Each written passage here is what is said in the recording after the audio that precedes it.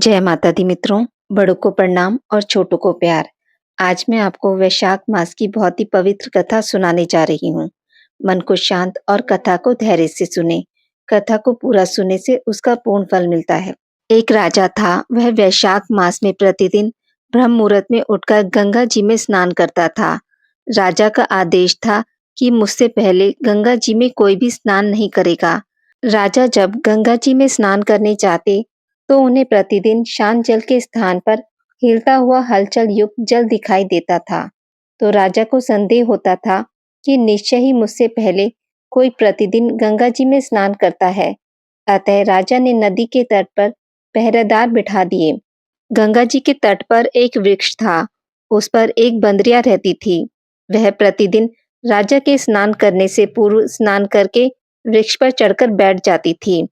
इस प्रकार होते होते पूरा वैशाख माह व्यतीत हो गया, किंतु अंतिम दिन राजा के सिपाही ने देख लिया और उस बंदरिया को पकड़कर राजा के पास ले गए और कहा कि यह बंदरिया आपसे पूर्व प्रतिदिन गंगा जी में स्नान करती है। उधर राजा की प्रतिज्ञा थी कि यदि कोई भी स्त्री मुझसे पूर्व स्नान करती होगी तो मैं उससे विवाह कर लूंगा। इसलिए राजा को बंदरिया के साथ विवाह करना ही पड़ा। वैशाख स्नान के पुण्य से बंदरिया के गर्भ ठहर गया। 9 मास पूर्ण होने पर बंदरिया ने राजा से पूछा कि शिशु जन्म के समय मुझे क्या करना चाहिए।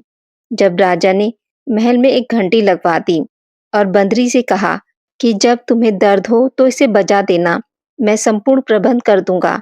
राजा की अन्य रानियां भी थी। उनकी कोई संतान नहीं थी। बांदरी के गर्भ है यह समाचार जानकर अन्य रानियां मन ही मन बांदरी से ईर्ष्या करने लगी और भावी संतान का नाश करने हेतु विभिन्न योजनाएं बनाने लगी। घंटी लगी देखकर एक रानी ने बंदरी से इसका कारण पूछा। बंदरी ने संपूर्ण वृतांत बता दिया। रानी ने बहकाया कि एक बार घंटी बजाकर तो देख ले कि राजा आते हैं या नहीं।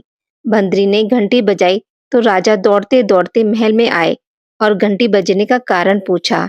इस पर बंदरी ने उत्तर दिया कि मैंने तो रानियों के कहने पर घंटी बजाई थी। अब रानियों ने राजा से कहा कि यह तो पशु और न जाने कितनी बार घंटी बजाएगी। इस प्रकार कहकर उन्होंने घंटी को हटवा दिया। कुछ दिनों बाद बंदरी के शिशु जन्म का समय आया तो उसने अन्य रानियों से पूछा कि मैं क्या करूं। तब रानियों ने कहा कि तुम आंखों पर पट्टी बांधकर सो जाओ। बंदरी के वैशाख माह के स्नान के पुण्य के प्रताप के रूप में एक सुंदर पुत्र हुआ। शिशु के जन्म होते ही उसके रोने से पूर्व ही रानियों ने उसे एक टोकरी में रखकर दासी को दे दिया और आदेश दिया कि इसे नदी में भागकर आओ और उस शिशु के स्थान पर एक पत्थर रख दिया। राजा को भी कहलवा दिया कि बंदरी ने एक पत्थर को जन्म दिया। राजा ने सुना तो उन्होंने भी संतोष कर लिया कि जब दूसरी रानियों के संतान नहीं है तो यह तो बंदरी है, इससे क्या संतान होगी। उधर दासी ने उस सुंदर शिशु को नदी में ना बहाकर कुम्हार के खद्दड़ में रख दिया। दूसरे दिन कुम्हार और कुम्हारिन खद्दड़ में आए तो वहां एक सुंदर शिशु को रोते हुए देखा। कुम्हार और कुम्हारिन भी निसंतान थे। उन्होंने उस शिशु को अपने लिए भेजी गई भगवान की भेंट माना और बड़े प्रेम से शिशु का पालन पोषण करने लगे। कुछ बड़ा होने पर बालक को यह ज्ञात हुआ कि वह रानी बंदरी का पुत्र है, जिसको रानियों ने मरवाना चाहा था। एक दिन वह बालक कुम्हार के बनाए हुए मिट्टी के हाथी घोड़े लेकर पनघट पर जा बैठा और दासियों को देखकर कहने लगा कि आओ रे मिट्टी के हाथी घोड़े पानी पियो। जब दासियों ने यह बात सुनी तो वह हंसने लगी और बोली, अरे मूर्ख, कभी मिट्टी के हाथी घोड़े भी पानी पीते हैं क्या। इस पर उस बालक ने कहा कि कभी बंदरी के भी पत्थर जन्म लेता है क्या। उस बालक की यह बात दासियों ने जाकर महल में कही। तब रानियों ने दूसरे दिन विष मिलाकर लड्डू भेज दिए। ईश्वर की कृपा से लड्डू गोंद और बादाम के हो गए और उन लड्डू को खाने से उस लड़की की मृत्यु नहीं हुई। यह समाचार दासी ने रानी को कहा। रानी ने राजा से कहकर कुम्हार को देश निकाला दिलवा दिया। कुम्हार वन में रहने लगा। तत्पश्चात अगले वर्ष चैत्र माह में माता गणगौर के पूजन का दिन आया तो वह बंदरी का पुत्र 108 करवे और 108 गोली लेकर तथा घड़े में पानी भरकर बगीचे के बाहर बैठ गया। उधर राजा की और साहूकार की पुत्रियां गणगौर बनाने के लिए मिट्टी लेने के लिए आई। तथा बगीचे में खेलने और झूलने लगी। इस कारण कुछ समय बाद उन्हें प्यास लगी। तब उन्होंने उस बंदरी के पुत्र से जल पिलाने के लिए कहा, तो उस बालक ने उत्तर दिया कि मेरे पास एक गोली है, उसे खाते जाओ और मेरी चारों ओर फेरी लगाती जाओ, तब मैं तुम्हें जल पिलाऊंगा। इस पर पहले तो कन्याओं ने मना किया, किंतु प्यास तीव्र होने के कारण मान गई।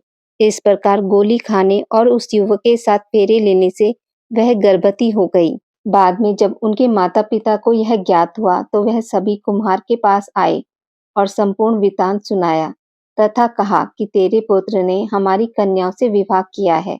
अब तुम्हें इन्हें अपने पास रखना होगा। तब कुम्हार ने निर्धन होने के कारण असमर्थता व्यक्त की, तो कन्याओं के माता-पिता ने बहुत सारा धन देकर अपनी कन्याओं को कुम्हार के घर विदा किया और कुम्हार के घर 108 बहुएं आ गई और कालांतर में उनके 108 ही पोते हो गए। कुम्हार ने समस्त नगरी को भोजन हेतु निमंत्रण दिया और राजा को भी बुलवा दिया। राजा के यहाँ से रानी बंदरी के अतिरिक्त सब भोजन हेतु पधारे। तब राजकुमार राजा की आज्ञा लेकर बंदरी को लेने रथ पालकी लेकर गया और लाकर सभा में सबसे ऊंचे स्वर्ण आसन पर बिठाया। राजकुमार ने अपनी सभी पत्नियों को समझा दिया था कि बंदरी मुझे जन्म देने वाली माता है। एक-एक बहुरानी बंदरी के चरण स्पर्श करती गई और एक-एक सोने का सिक्का और पोते को गोद में देती गई। जब राजा और अन्य रानियों ने यह सब देखा, तो कुम्हार के पुत्र से इसका कारण पूछा। रानियों को तो संदेह होने लगा कि यह अवश्य ही बंदरी का पुत्र है। इसलिए रानियां और रूठकर राजा को कहने लगी कि कुम्हार के पुत्र ने हमारा अपमान किया है और बंदरी का सम्मान किया है, अतः हम लौटकर जा रही हैं। इधर राजा को पुत्र के जन्म का संपूर्ण रहस्य ज्ञात हो गया था, इसलिए उन्होंने रानियों को देश निकाला दिया और अपनी सभी पुत्र वधू एवं पौत्रों को लेकर महल में आया और राजकुमार का राज तिलक हुआ। कुम्हार और कुम्हारिन को राजकुमार ने महल में रहने के लिए निवेदन किया, किंतु वह नहीं माने। तब राजा ने उन्हें ढेर सारा धन दिया। वैशाख स्नान का इतना महत्व है, तो सबको वैशाख स्नान करना चाहिए। बंदरी ने वैशाख स्नान किया तो उसे राजा, राज्य, पुत्र, बहुएं आदि प्राप्त हुए। ईश्वर जैसे बंदरी को पुण्य मिला, इसी प्रकार हमें भी पुण्य देना। आज की इस वीडियो में बस इतना ही। मित्रों, अगर आपको यह कथा अच्छी लगी हो, तो मेरे वीडियो को लाइक और शेयर जरूर करें और पूजा पाठ से जुड़ी जानकारी के लिए मेरे चैनल को सब्सक्राइब करना ना भूलें। धन्यवाद।